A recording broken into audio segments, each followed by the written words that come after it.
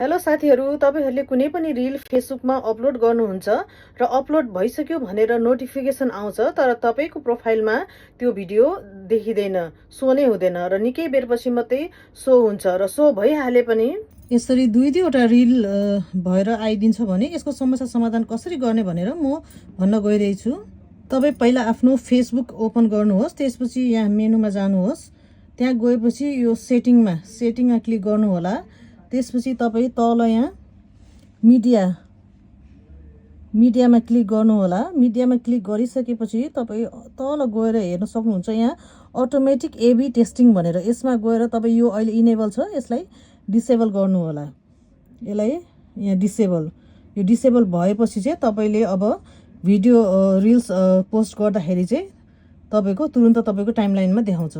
म चाहिँ तपाईलाई एउटा रिल अपलोड गरेर देखाउन गइरहेको छु। यो प्लस चिन्हमा जाने, त्यसपछि रिलमा जाने र यहाँबाट एउटा भिडियो सेलेक्ट गर्नुपर्ने हुन्छ।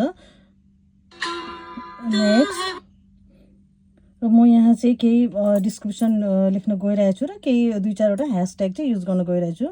मैले चाहिँ यहाँ ह्याभ फन भनेर लेखेको छु र यहाँ 5वटा जति चाहिँ मैले ह्यासट्यागहरू युज गरेको छु। त्यसपछि म यसलाई सेयर गरिदिन्छु।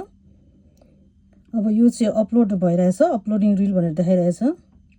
यो रिल हेज बिन अपलोडेड भनेर आइसकेछ। यो मेरो प्रोफाइलमा गएर म हेर्छु, यसरी यहाँ यो भिडियो रिल्स अपलोड भएर आएको छ। यो एकैछिनमा तुरुन्तै भइसकेछ र यो एउटा मात्रै अपलोड भएछ, पहिलाको जस्तो दुईवटा भएर आएको छैन। तपाईहरु पनि यसरी नै गर्नु होला।